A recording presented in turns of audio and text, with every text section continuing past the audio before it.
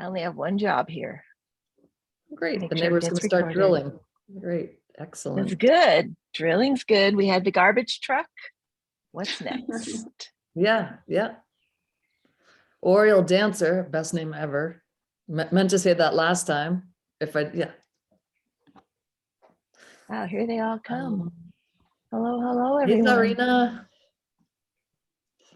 Oh, there's my mom. There she is. Hi, Ellie. Reese Honeycutt's here today too. Reese is Wow. here. All sorts of people. I wonder if Leslie Darling's here. Is she? She'll be here soon. I'm looking. I'm gonna go look down at Leslie. No.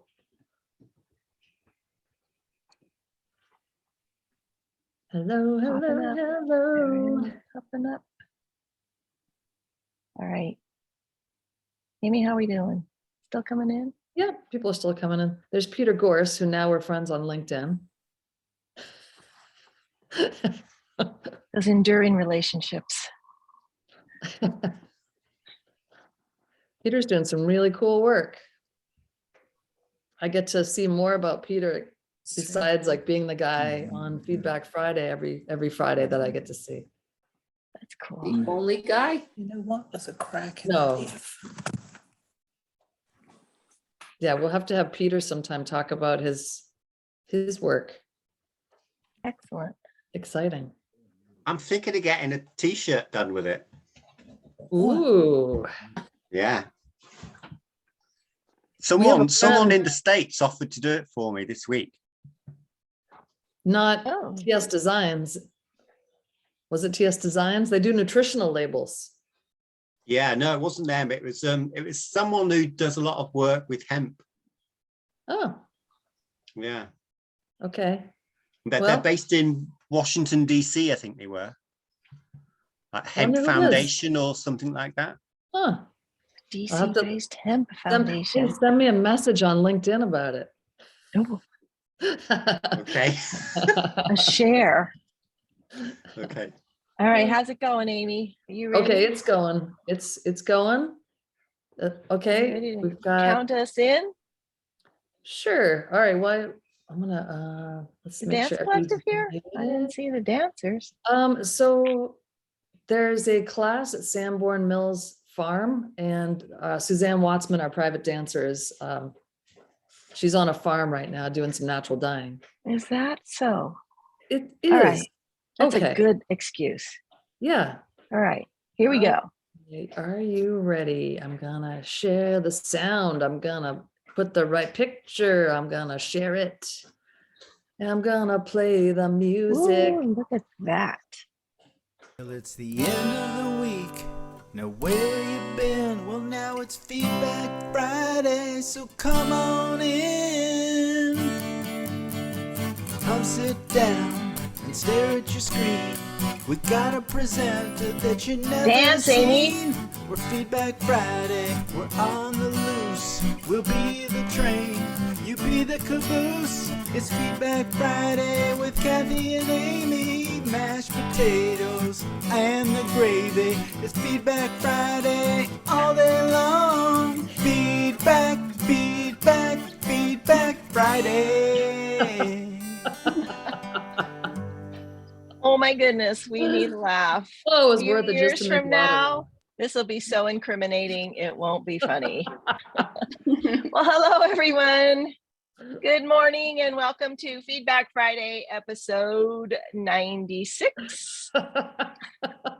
Feedback Fridays are weekly. Oh, I don't even know why I'm laughing, but okay. It's so much better than the alternative.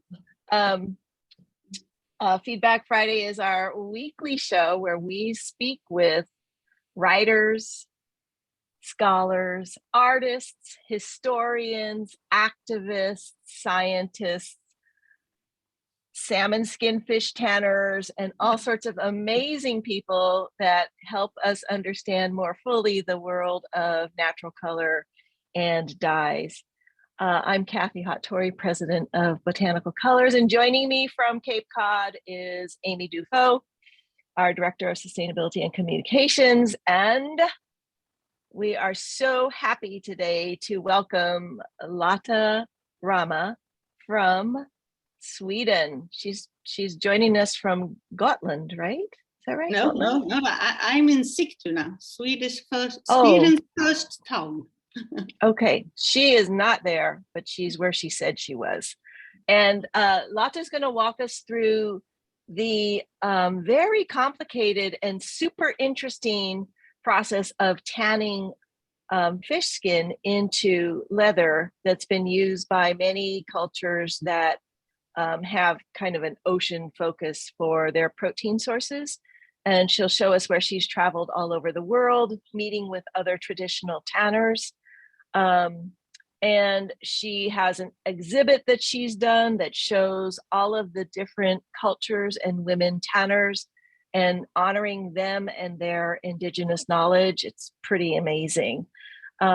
So she's using natural substances to do all of her tanning, and she has these amazing examples of what she's created from them, as well as showing us the process.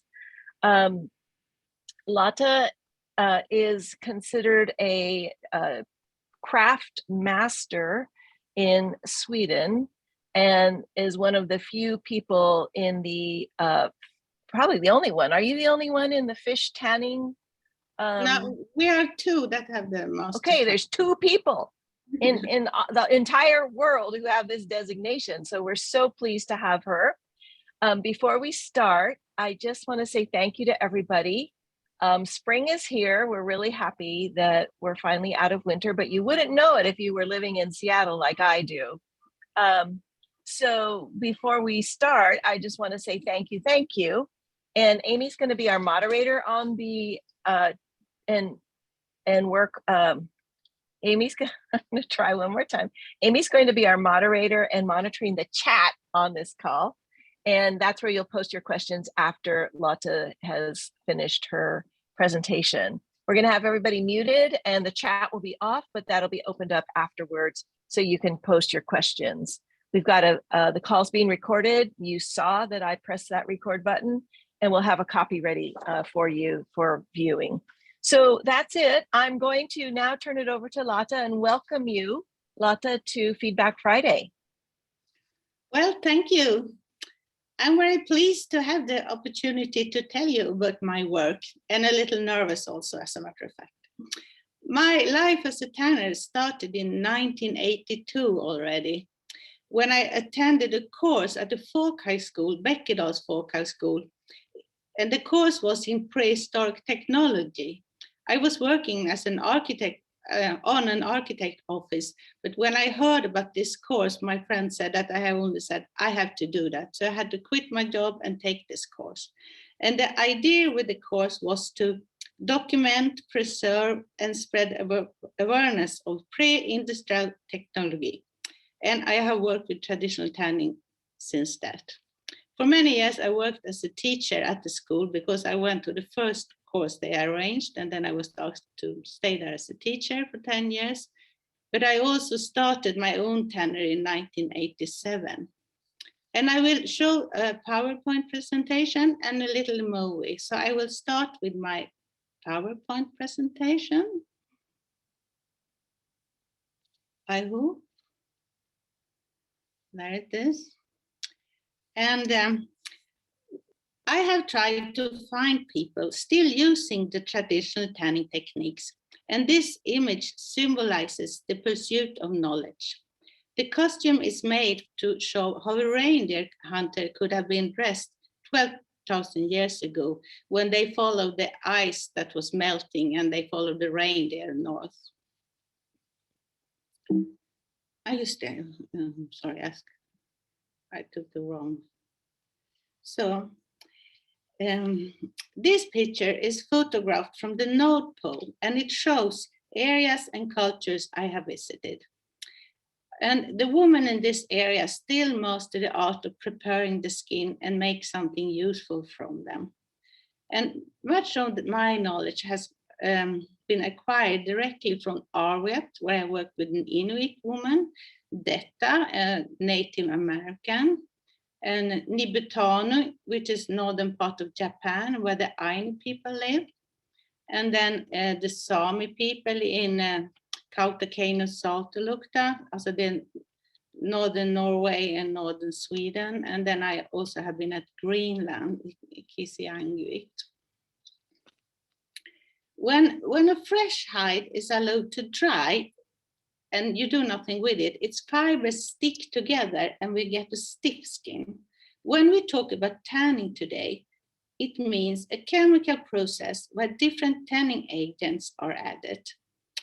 These tanning agents can bind to the fibers in the skin and build bridges between the fibers. And that prevents that the fibers sort of glue together when it dries. So it will be like some softer and more durable skin. But from the beginning, people didn't really use any tanning agents. They were only soften the skins mechanically. And this is Lea Okatsias from Arviat. And she has arrived home with a reindeer skin, which she had dried first. And then she sits on the skin and liksom break the fibers. She works in circles round and round into the middle. So that is more a mechanical process to soften the skin.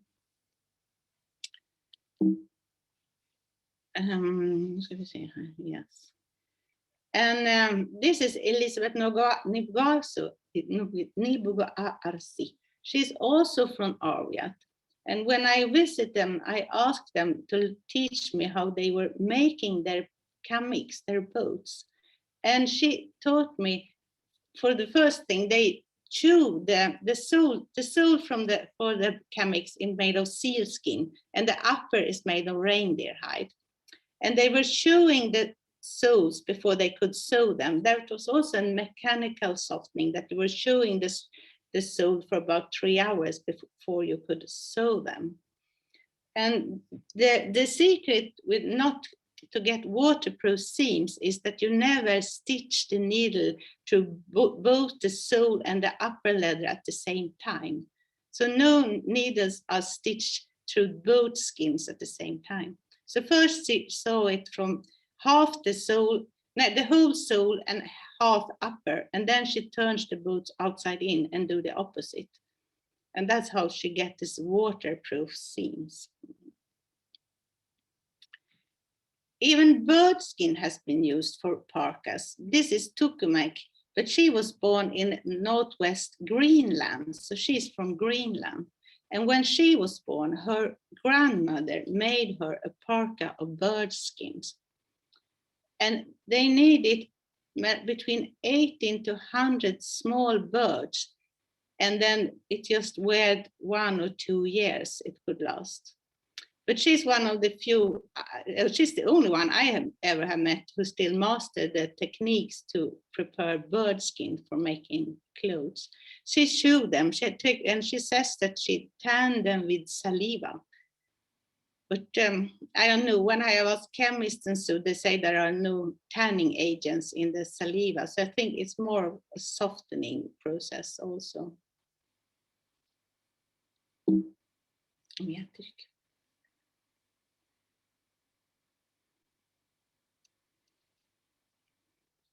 I have also had the opportunity to work with Native American women who tan moose hides.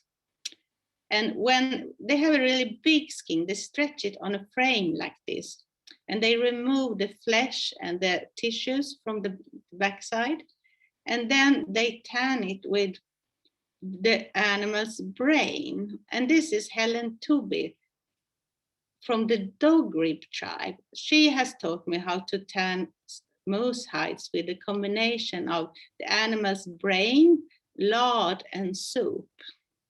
And the animal's brain contains unsaturated fat that can bind chemically to the fiber and build the bridges, which I talked about first. So that is supposed to be one of the first really tanning. So they were doing the real tanning, not only mechanically softening.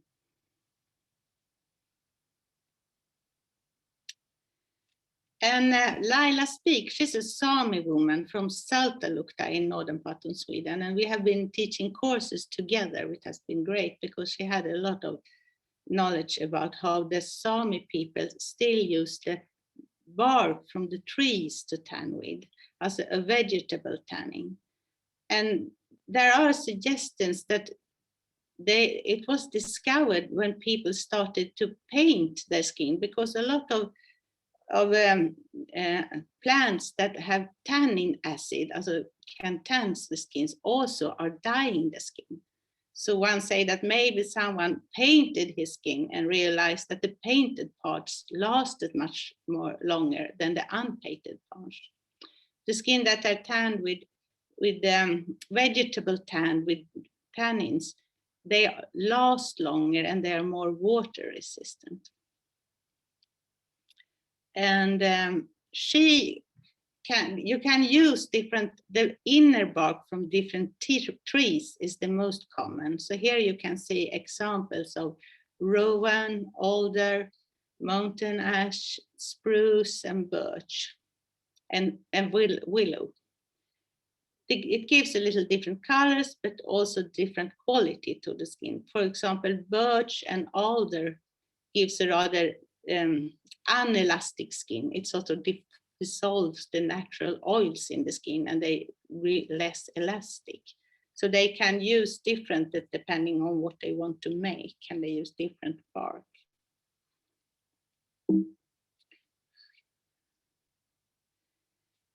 Then I traveled to Japan, where I do Hokkaido, where I met this Ainu woman. When she was younger, she had tanned a lot of fish skin, and she also made costumes from them. But today she works more with making braiding, and then she used the bark from the alm tree. It's called atni in their language. So she takes the inner bark from the elm tree and put it in water some weeks until it's easy to spin it and make thread from it. But the Ainu people also made boots from fish skin. This is from trout. And then they just take the skin in the autumn when they, after they have been laying their eggs, because at that period in the life, the fish skin become thicker and more difficult to scale. You can't remove the scales and it's thick and hard to work with. But then they use it for boats. So they get more, the boats were much stronger and harder when they took the skin in the fall. And one thing I think is a little fun is that they left the fins so that they shouldn't be so slippery, the shoes.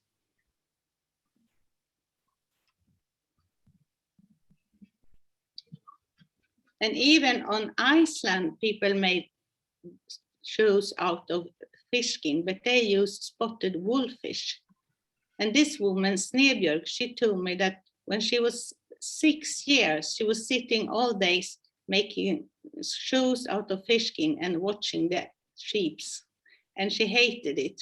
But today, when she's old, she's proud of it because her shoes are represented in shoe museums all over the world. But these shoes doesn't last long. They had something called a shoe mile, who said how long this shoes should wear, how long it should last. But a shoe mile isn't a special, it's not 1 or 2 or 3 kilometers. It depends who I am, how I walk, and if there are stones or so. So it's very different how long is shoe mile. But if I ask how long is to next village, they can say, 3 pair of shoes.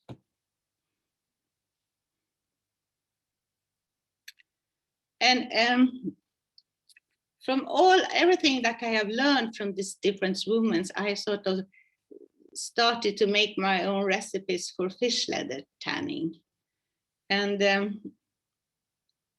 when I saw this costume, they have 2 costumes at the Ethnographic Museum in Stockholm, and one out of salmon and one out of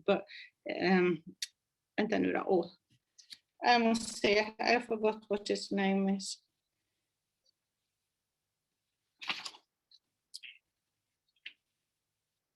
burbot, sorry, excuse me, burbot skin. And this one is made out of burbot skin. And it came to Sweden around 1920, but they were from the 20th century, from the Nanai people in Russia, people that lived like around the Amur River. And when I saw these bright colors after, what is it, 140 years, they still are so bright. I think that's when I started to think I want to try to even dye my fish skins. And now I have made a little movie about how I work with the skins and how I dye them. So I will put on my little movie instead.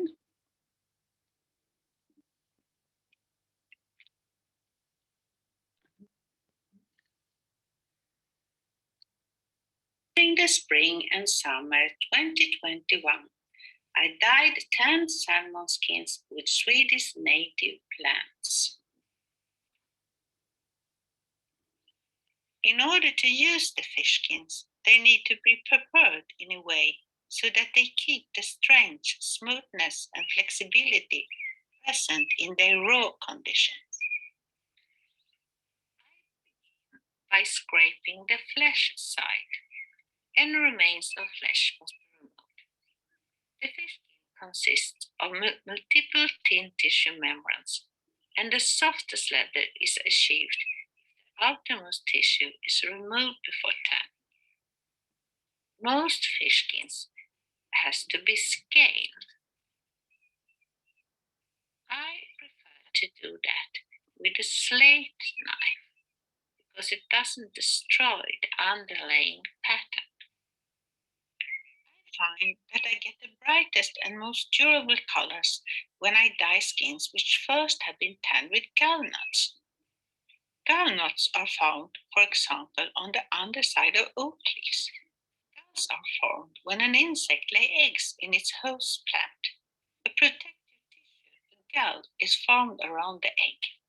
The gallnuts was chopped into smaller pieces and boiled in water. I started the tanning with a small amount of the boiled pulp, which I diluted with water. 50 grams of salt, a liter of solution were added. The mixture was made a little stronger each day. The skins were in the bath for 5 days. Gallnuts doesn't change the color of the skin.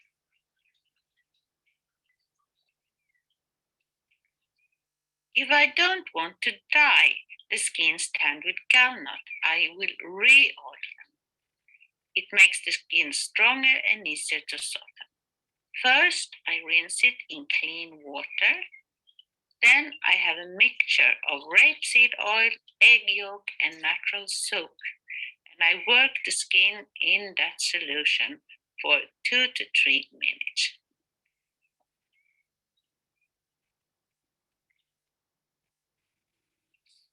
I squeeze it out and I stretch it on the board. And then I wait for it to start drying.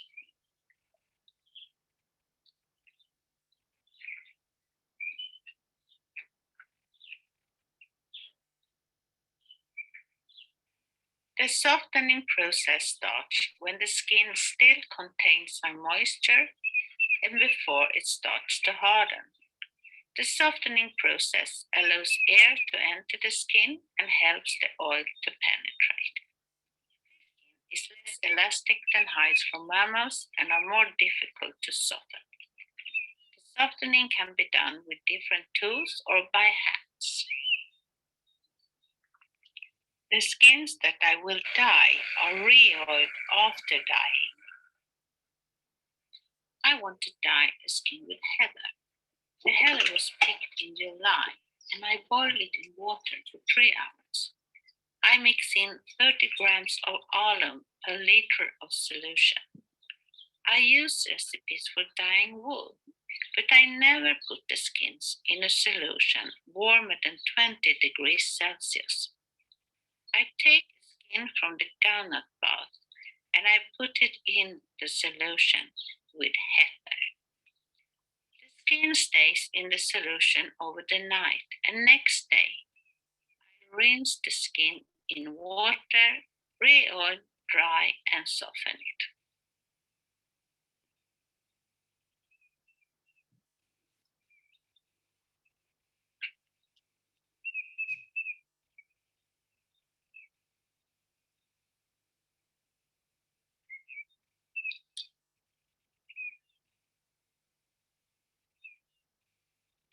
During the fall of 2020, I dug up rhubarb roots, washed them and let them dry.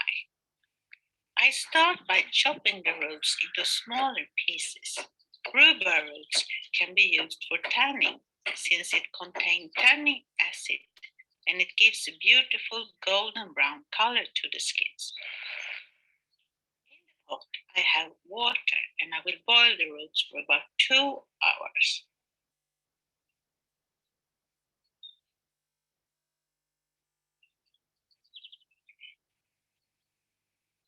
I dilute the tanning bath with cold water to cool it down and get a weaker concentration before adding the skin that has been scraped, scaled, and rinsed in water.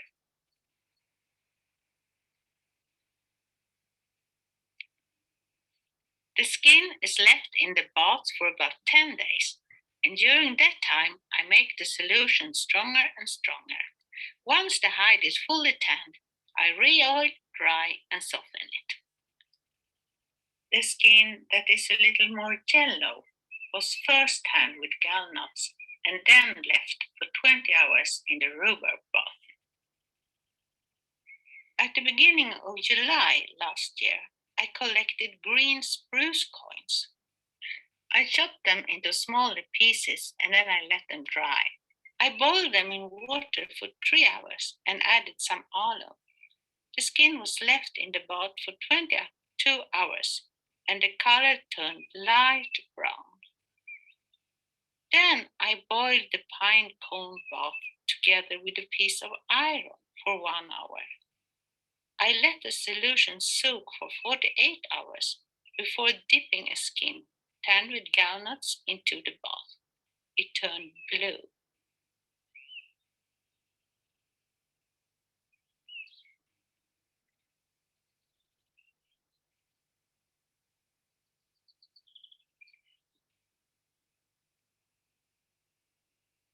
I also soaked a skin previously dyed with heather in the same bath, which gave the skin a more olive green color.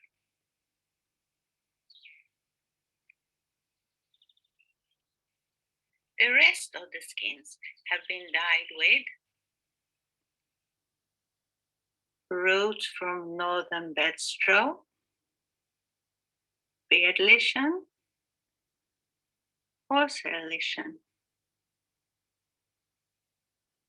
birch leaves, rhubarb root, surprise webcap mushroom, and roots from tormentor.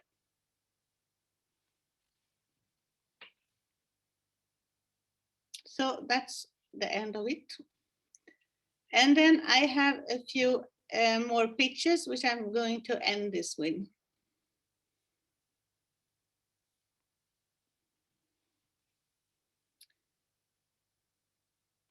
From the skin that I tan and dye, I make different things. I make, for example, hats, and I usually have, this is salmon, bark tanned salmon, and then I have bark tanned reindeer hides also, between the seams and so. And I make bags from the skin I tan, different bags. This one is spotted wolfish. It's really a beautiful skin.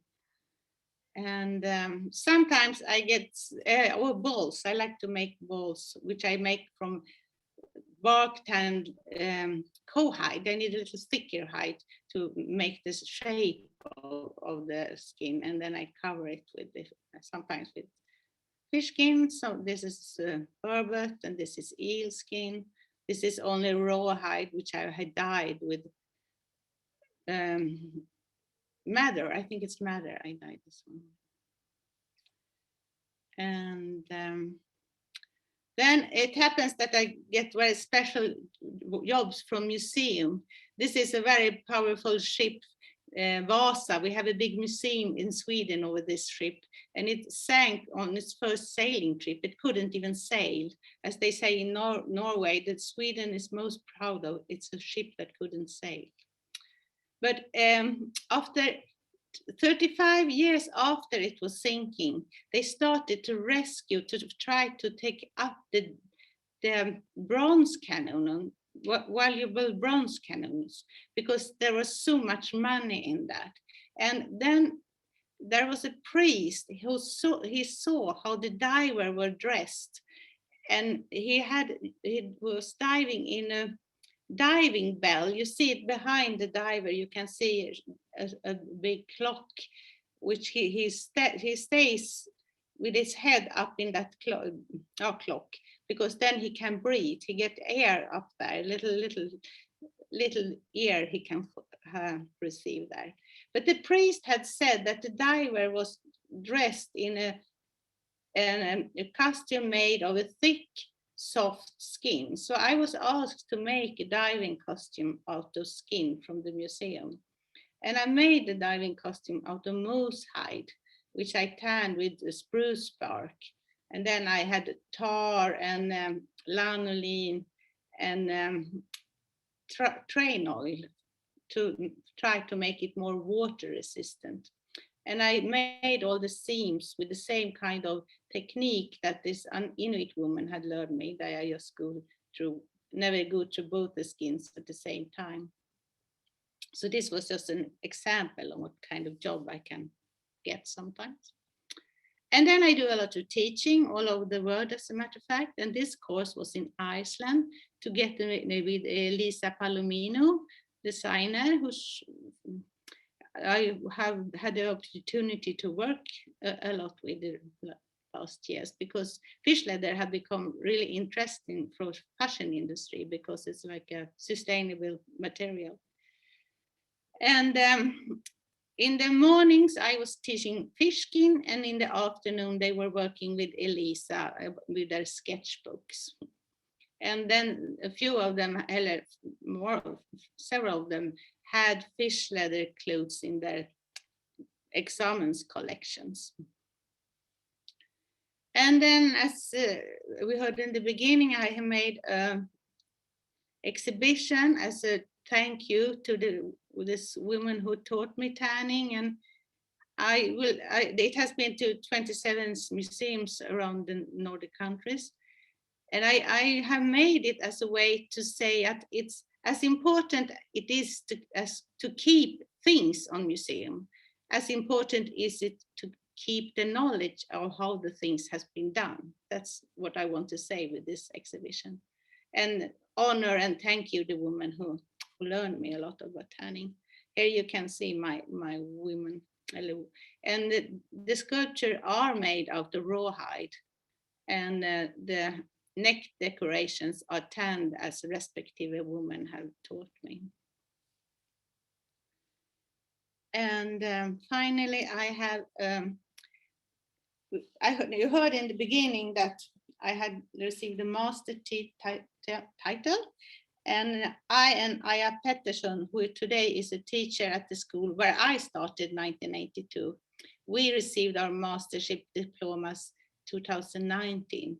And last time someone had it was 1956.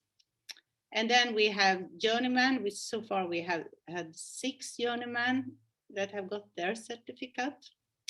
And then I have written books, which I have in Swedish and English. And I have a master class, which I also have on my homepage, where I show all the you can buy it from my homepage, and there is bark tanning and dyeing and scraping and fleshing and everything. So that's it. Lotta, that was amazing. Yes, ma'am. Traditional tanning is declared a cultural heritage in Sweden now since 2020. Mm-hmm. That's great. So yes. You are the holder of so much information, knowledge, and experience, and you're so generously sharing it. with your workshops, and those who are interested in any type of traditional tanning, especially fish skin tanning. This was pretty amazing. There's lots of salmon here in Seattle, and somebody from, they were like a processing plant. They came to me and asked me if I could dye these salmon skins, and I wasn't very successful, but now I realize I didn't have the actual tanning. I was just putting color on the skin itself. But thank you very much for this incredible presentation and the breadth of your work. Amy is going to now go through any questions in chat, and we can get some answers to these burning questions that we have. All right. Thanks, Lotta. And thanks to Diane Becker, who led me to Elisa Palomino, who led me to you, Lotta, and seeing all your work on Instagram, I was like, what are they doing with skins? It's incredible.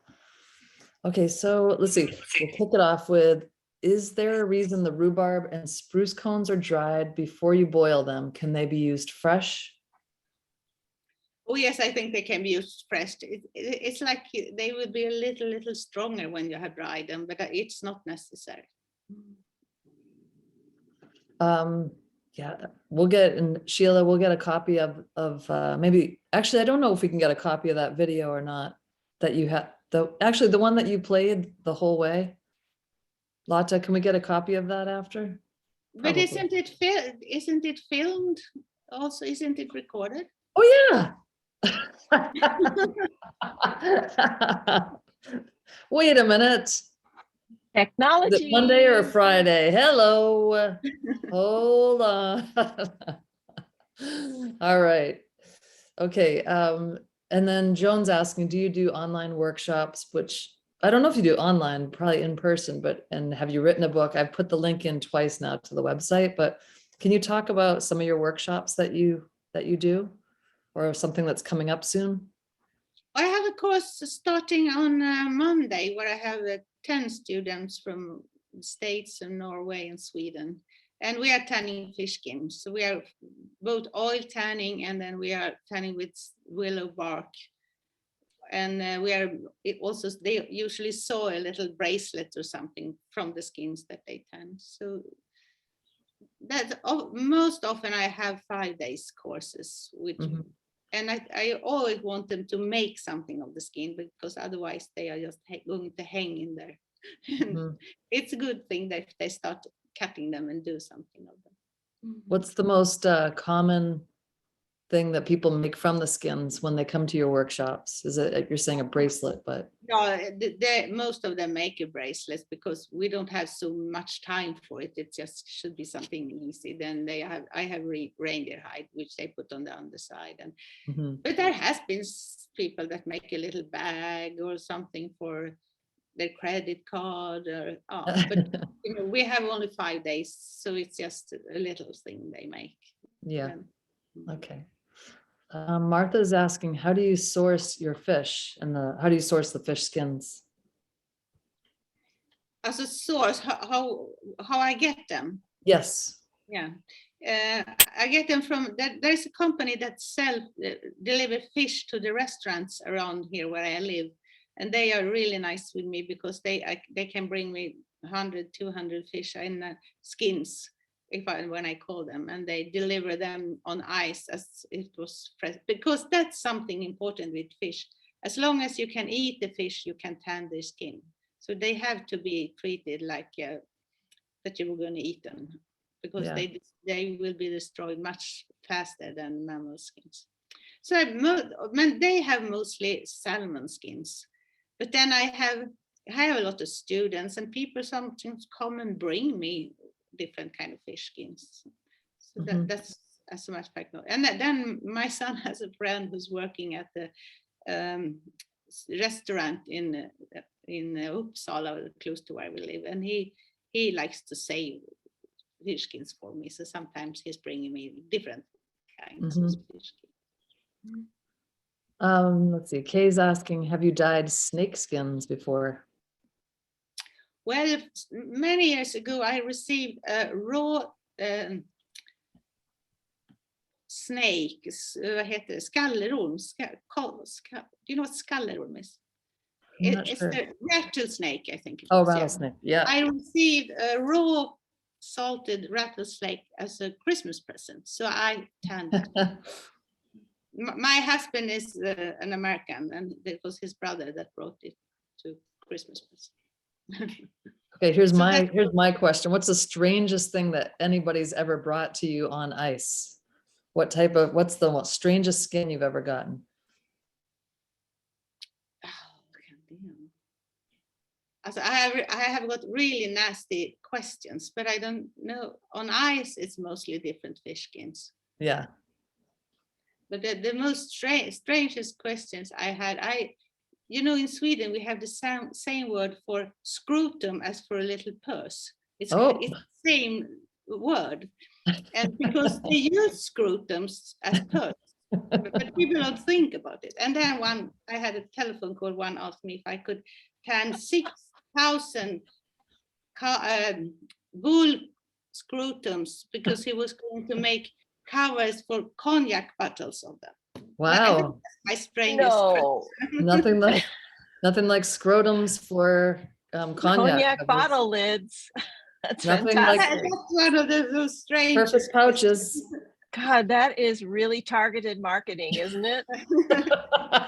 I said, as a matter of fact, I said no to that because I saw myself sitting rest of the life for doing this. Okay, I knew somebody had to ask this because if they didn't, you have to talk about your vest, materials and the dye. This is salmon skin. It's a salmon tanned with willow bark. So Yeah. it looks like this.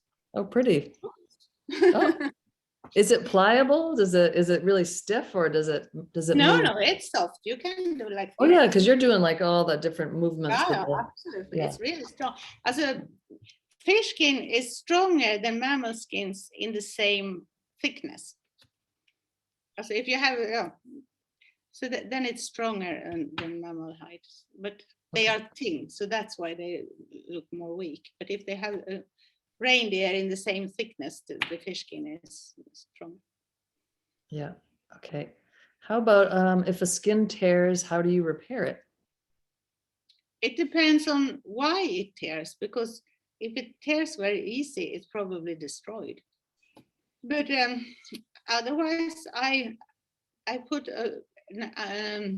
other skin under it and try to sew it together with something under that stabilize it, make it stable. Oh yeah.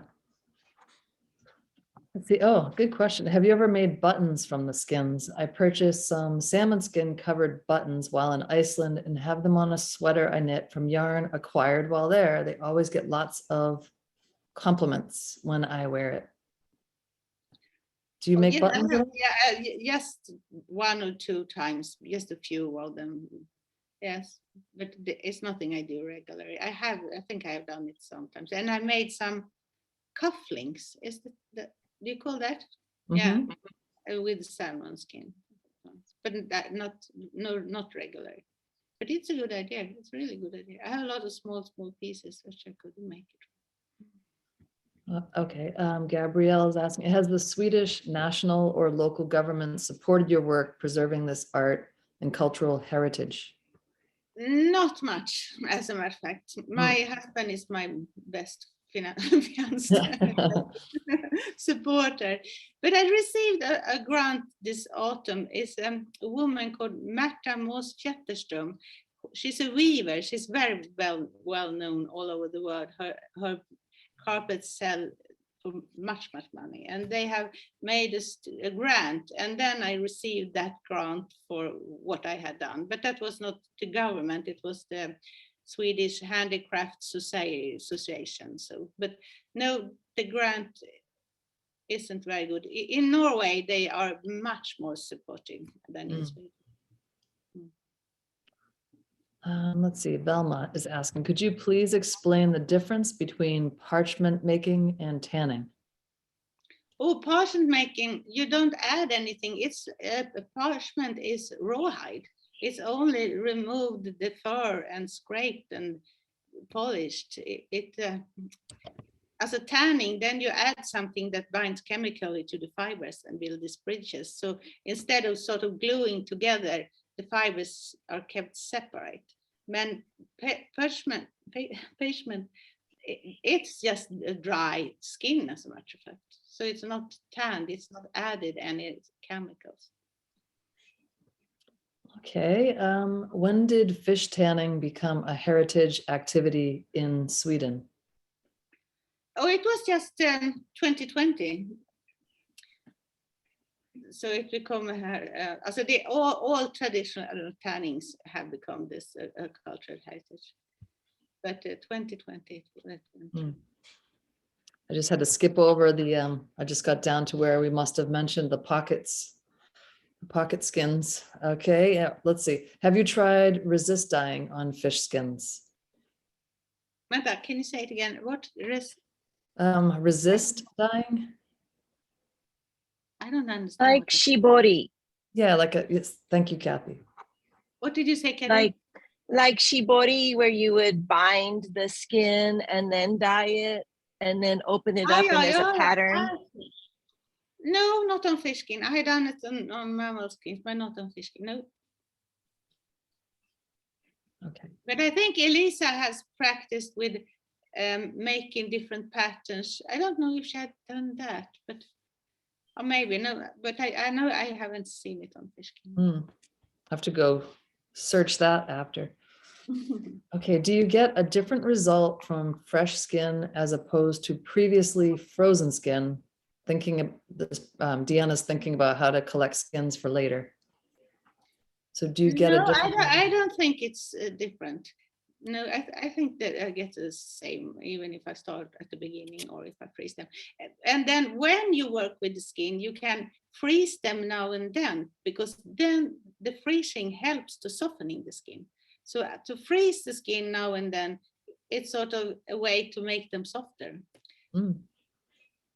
So, but you don't see so much difference, but you can. In Norway, they call it northern bark, that when they freeze the skins in now and then during the process, and that's more vegetable tan skins, but you can do it on fish skin also. Andrea is asking about your necklace. Is it the same shape as your scraping tool? Yes, it's an ulo. I was given it on Greenland when I was in Greenland. It's ulo. The wool is nice. Wow. Okay, Diane's saying the wolf fish skin is quite amazing. Is it a large fish? The bowls are beautiful. Will the tanned fish skin hold the shape? They are rather strong, the wolfish, and they can be really big. So they can be huge. So they can be really big. And on Iceland, they made vest out of them. So you just needed one fish in front and one in the back. So they can be really big. They have been they have been afraid that they should be worn out. They have been protected now and then because they are so popular, or they're not so many. Well, they're endangered. And then, thank you, that was I looking for. But I think that it's okay to use them now again. That's something I'm very important for me, that I find out when I work with skins, if it's okay to work with them. I don't work with any eel skins anymore because they are endangered. Okay. Otherwise, it's a great skin to work with, so that's sad that you can. Is fish leather hard to sew, and do you need big needles? No, they are not hard to sew, so they are rather thin. And I don't use any special leather needles. I just use ordinary needles. I don't use, and even it's possible to sew them on machine. Maybe not so good if you have for the machine in the long run, but I don't use this sharp needles for leather needles, even there on the sewing machine, I just use the round needles because I think it gives two big holes with this leather needle. Okay. Does all fish skin make good leather? Do you have a preference of fish species? And do you prefer different fish depending on the end use of the leather? Also, almost all fish skin can be used, but as a salmon skin or trout skins, they are very easy to scrape, and they are strong and give a very nice skin. I do a lot of salmon or trout skins, and then the burbot, which I talked about, also is rather easy to tan, and so that's what I like to use them. But I have tried, so many different fish skins. Yes, as for example, pike and perch are much more difficult to soften and to scale and everything. So I don't use so much of them. And I was in France teaching a course newly in the autumn, and they had silure. Do you know what silure is? What fish it is? It's a huge fish. I live in the Loire River. It was really difficult. It took a long time to tan. So it looks like we have one more question, and so somebody's asking, can you explain the gallery or the workshop that you're in now, and just make us jealous. Tell us about, because you told Kathy and I on Tuesday about what the shop is that you have and how people could come into the shop and some of the things that are in there from local artisans. Do you think I can move around a little? You could try. For now, my sculptures are at home in my own shop. You see them here. Yeah. And there's some of my bags. And this one is ostrich. It's the leg from the ostrich. It's really a beautiful skin. Do you see the pattern? Yeah. And what do we have here? Oh, there are some of my bags. Yeah. And here is my wedding dress. No, that's so high up. You can see the. I can. No, I will give this up. That's another vest, where I have used a lot of salmon skins. Wow. And reindeer hide. Well, yeah. And then there are the sculptures. And, the shoes you see there in the top, it was an exhibition at Tokyo Natural Science Museum, there were an exhibition I were into for several years ago. Well, yes. I don't think this means so much. And if you see, one thing more, the small fishes up there, it's a small strömming. You know the small fish you eat on a sandwich. Little Herring. herring. Yeah, thank you, herring. Yes, I just want to say anchovies. Yeah, but All I could think of. And then there is the door where you come in, and I have some hats. That's it. Yeah. Full circle. So incredible. So Amy, are we done with questions? I mean, there was one more that just came. Yeah. There was one that just came. One more. Is there ever a circumstance where you would leave the scales on the fish, or would they become brittle? If you have, for example, eel or burbot, you don't have to remove the scales. You can soften it anyway, but when you start using the product, you will see that they wear off in time, and then it changes the pattern on the fish. For example, the eel, it gets a really wonderful pattern after the scales have been removed. So you don't have to do it on those ones. No. And even the wolf fish, you don't have to do it on. It doesn't make us worse results. But it can be that the surface won't be as nice, because sometimes when you use it, you can see that they start falling off. Okay. Fantastic. Yeah, Lotta, thanks, thank you. Lotta. Yes, Thank you again. That was amazing. And yeah, everybody's going to be opening up cans of sardines and just like peering at those little things and saying, I wonder what can happen here. So before we leave for the day, I just want to have a few reminders of what's out there for you. Our Die Hard t-shirt fundraiser and collaboration with Toronto Ink Company, Amy's showing you an example, that ends today. So if you're interested in helping support some humanitarian efforts for Ukraine, as well as our scholarship program, and want to have a great time doing it. Oh, Amy's like made 16 t-shirts from the kit. Yeah, these are pretty amazing. Please check that out. Oh, but wait, there's more.